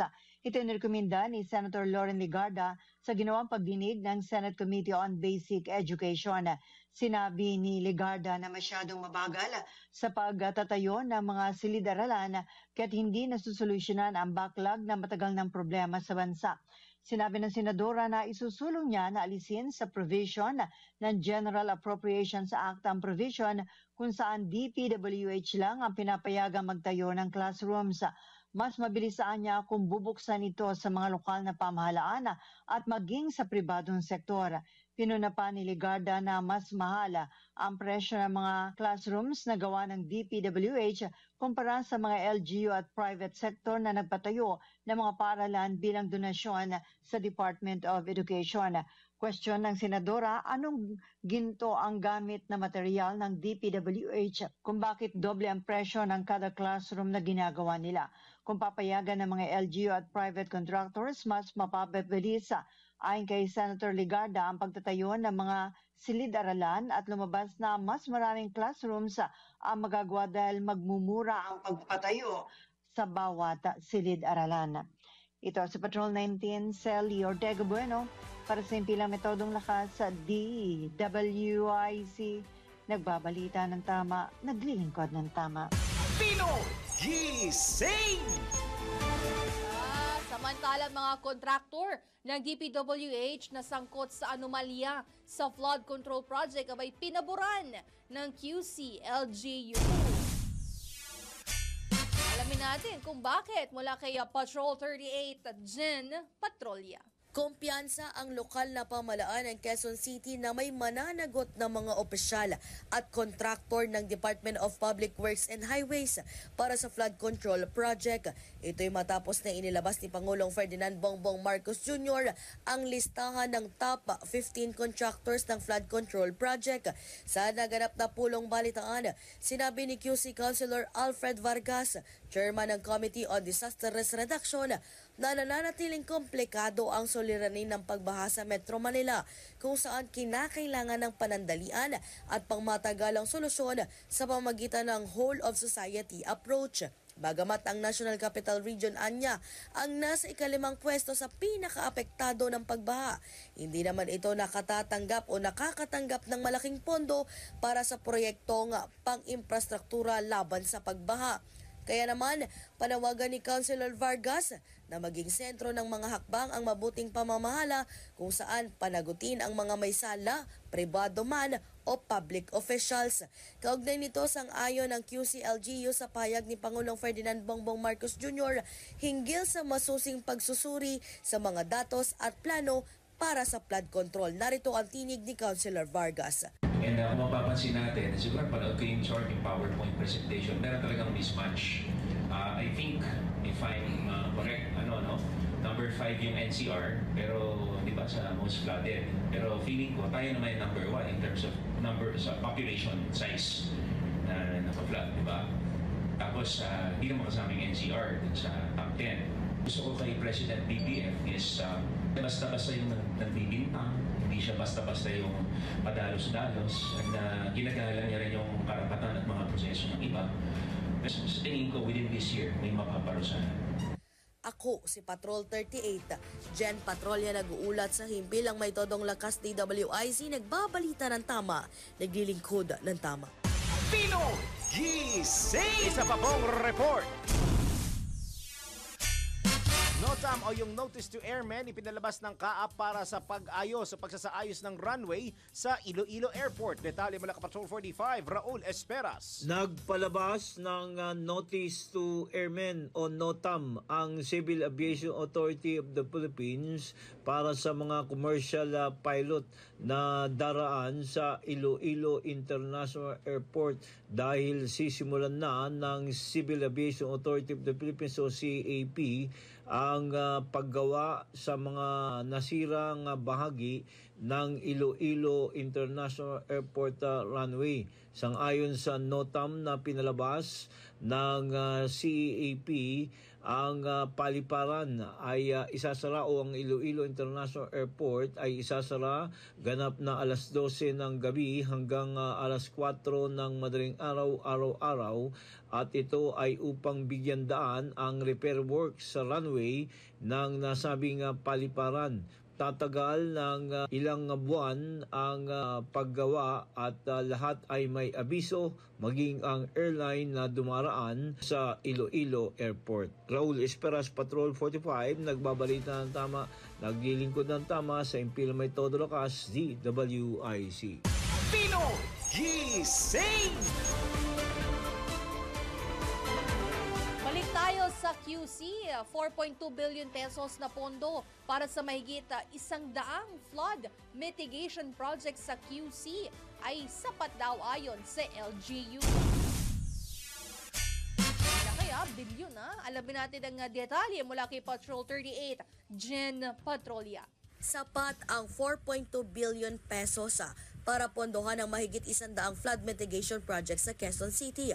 Ito ang tiniyak ng lokal na pamahalaan ng QC matapos lumubog sa baha ang ilang barangay sa nabanggit na lungsod dahil sa magkakasunod na bagyo at habagat kamakailan. Sa naganap na pulong balitaan, sinabi ni QC Councilor Alfred Vargas, chairman ng Committee on Disaster Risk Reduction, na manggagaling ang 4.2 billion pesos na budget mula sa General Appropriations Act. Hindi pa kabilang dito ang pondo mula sa national government. Bagamat malaking halagaan niya ang kailangan ng lungsod, posible pa rin itong maisakatuparan sa pamamagitan ng multi-year budgeting at koordinasyon ng mga kongresista at pamahalang lungsod. Narito ang tinig ni Councilor Vargas. Well, ang isa sa na-discover natin, 545 billion yung nasa report ni President BBM. Tapos ang alam natin lahat ng kailangan ni Mayor Joy ng ating city ay 27 billion. Kahit gawin nating 3-year, 27 billion, no? Multi-year budgeting, that will only amount to around 30 billion per year. Tingin ko, very feasible yun. Basta nakabase tayo sa drainage master plan. Ako, si Patrol 38, Jen Patrolya nag-uulat sa himpilang may todong lakas DWIC, nagbabalita ng tama, naglilingkod ng tama. Pino Gising! May isa pang report! Mga sangkot sa katiwalian sa flood control project dapat tiyaking may mananagot at makakasuhan. Nagbabalik sa Patrol 19, Celia Ortega Bueno. Dapat may mapanagot at makulong sa sinasabing mga sangkot sa katiwalian sa flood control projects. Ito inihag ni Senate Deputy Majority Leader J.V. Ejercito matapos isisiwalat ni Pangulong Bongbong Marcos Jr. ang 15 kontratista na lumilitaw na nakakopo ng 20% ng kabuang pondo ng pamahalaan para sa flood control projects. Gate ni Senator Ejercito, walang magtatanda at matatakot na gumawa ng katiwalian sa paggamit ng pondo para sa mga proyekto ng gobyerno tulad ng flood control projects hanggat walang napapanagot at napapakulong. Iminungkahi rin ni Senator J.V. Ejercito ang regular na balasahan ng mga district engineers ng DPWH lalo't alinsunod sa impormasyon ay nagsisimula sa district level ang korupsyon sa mga proyekto. Narito ang bahagi ng payag ni Senate Deputy Majority Leader J.V. Ejercito. Kailangan talaga may managot, kailangan may makulong. Kasi otherwise wala magtatanda eh. I think itong problema ng ating bansa, walang natatakot kasi wala namang big fish na nahuhuli. Di ba? Walang natatakot eh. Kung meron man, small fries. Pero subukan yung magpakulong na talaga matataas official dyan para magtanda. Yun ang problema ng ating bansa na walang natatakot mag-abuso, walang natatakot mangurakot kasi wala namang nakukulong dito at nakakalusot pa. Di ba? So, kailangan talaga may managot at mayroong masampulan dito na talagang kailangan panagutan yung kasalanan para magtanda at matakot yung iba. Sabi ni Senator Lacson, corruption starts at the district level. No? So, yan ang mga dapat imbestigahan. Ba't hindi natin simulan? I-reshuffle nyo, i-reshuffle regularly itong mga DE para hindi sila pinanghahawakan ng mga politiko, no? Including us, para wala ng familiarity. Ito sa Patrol 19, Celia Ortega Bueno, para sa impilang metodong lakas sa DWIC. Nagbabalita ng tama, naglilingkod ng tama.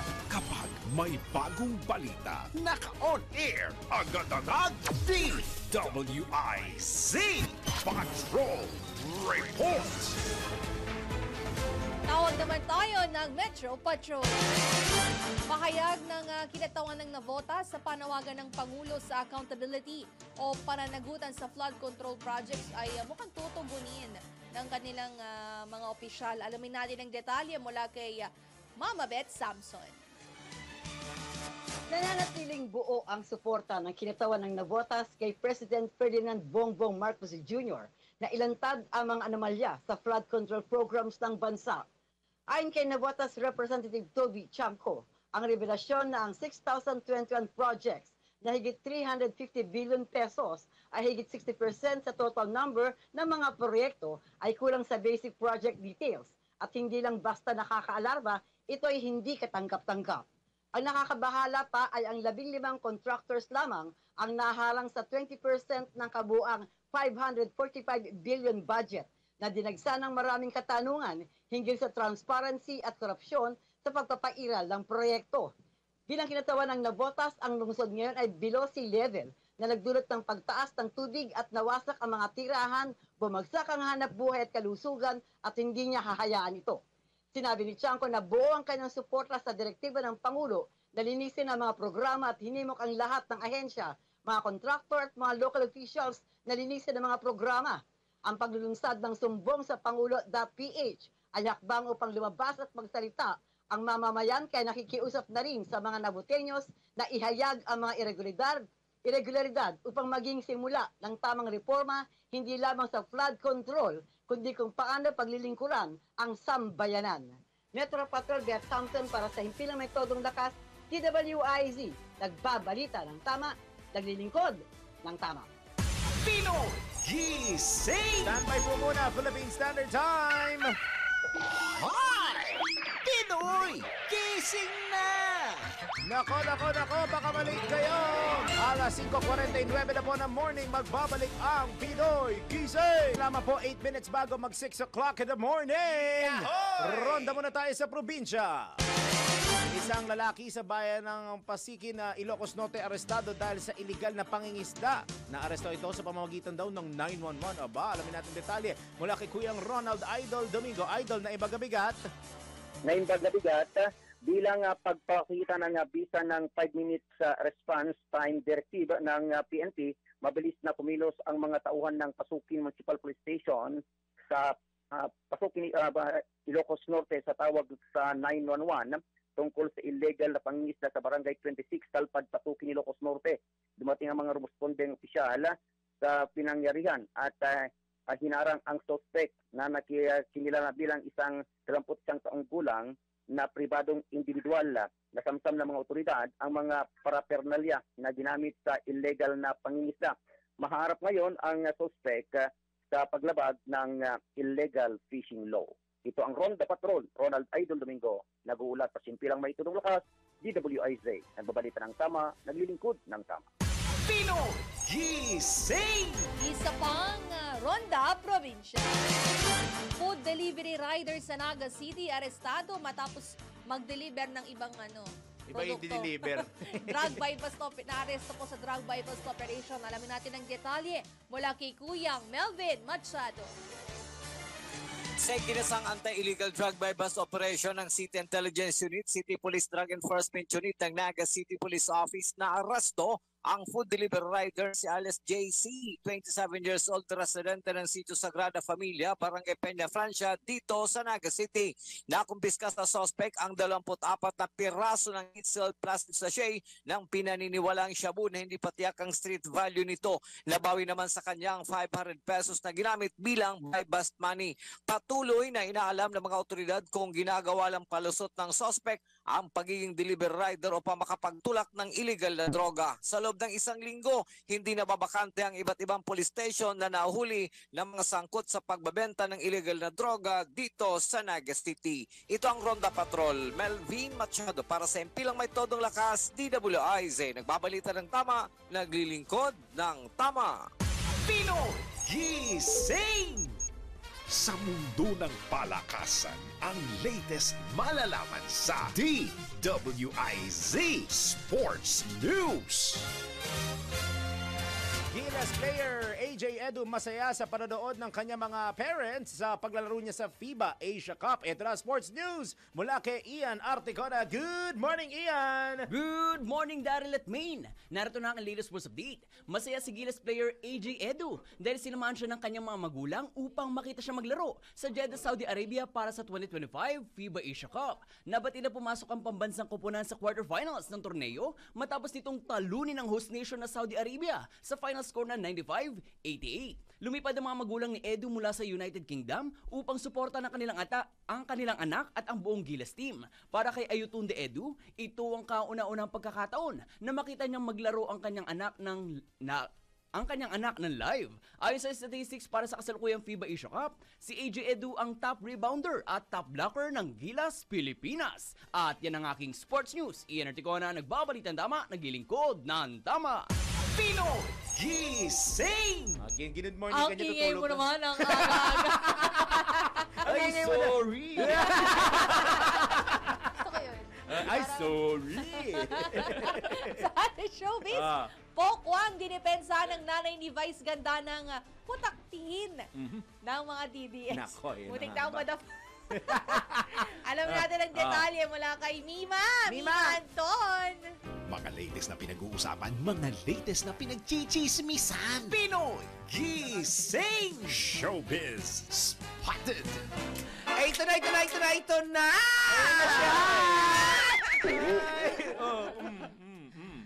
Asan ba damit dyan? Ano ba damit? Ay! Grabe ka naman sa damit. Nakamouflage eh! Kulang lighting, kulang.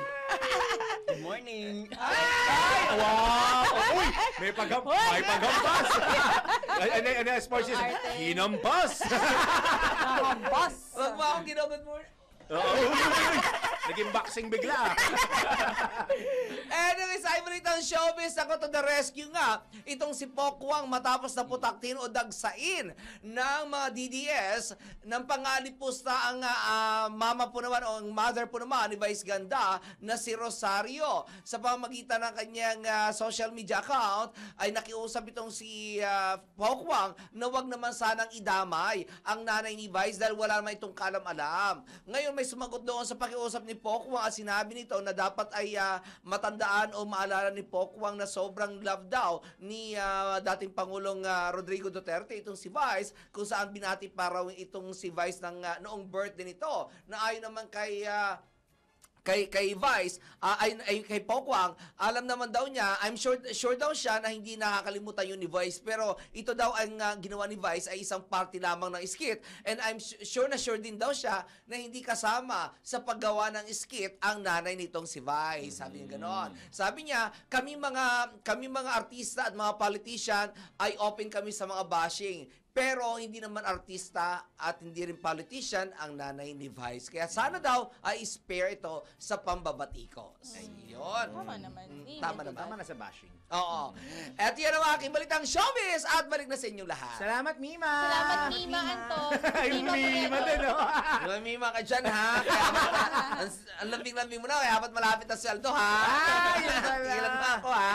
Uy, may babatiin tayo, pero bago tayo bumati, tayo, handa mo pa rin magandang pagbati natin. Magpapatama quote for the day muna tayo. Hindi mo na batiin. Hindi, kailangan yun. Maganda yung pagbati natin sa kanya. May araw din na tatawanan mo lang yung dating ikinasira mo. Okay. Sige, interesting. Di ba dapat hindi tatawanan? Dapat gagawing lesson. Hinahalakakan. Yes. Oo. Ay, what do you expect si Bamang gumawa niyan? Ay, nako. Uy, wag ka nag-ano, nagjo-jogging na yan. Jogging ka dyan. Tigilan mo, tas kakain ka, tatlo ang rice. Ako sa Pauchi, nakain. Ay, nako. Huli ka. Bago tayo magpaalam, babatiin ko ang boss mo. Yan. Isang maligayang pagbati po kay Gargar. Happy birthday. Happy birthday. At yan po, mga balita. Maganda yung kanta natin kay Gargar. Ganda ng number 1, ha? Parang may pagturo. May pagturo. Maganda yung pagbati natin kay Angelo. Kayo talaga. Sa tama na. Paray, Papapasukin na natin happy birthday. Parang may supply ng langis yung mukha. Parang pinahiran ng cooking oil. Ayun na. Ayan. Sige. Angelo, para sa'yo to. Tama na, overtime na. Ayan na. Happy birthday, Gar. Ni hao ma. Ayan yan na po ang mga balitang tinambok natin sa Pinoy Gising. Happy birthday, Gargar. Parang avatar ang dating eh. Iyan kami po niya nakasama. Daryl Justin. Main Barreto. Ian Articona. Rayenton. Nagbabalita ng tama. Naglilingkod ng tama. Susunod na Pasada Balita kasama sina Kuyang Johnny Banyas at Drew Nasino. Alas 6 na po. Good morning. Ingat. Pasada Balita, susunod na. Tayo na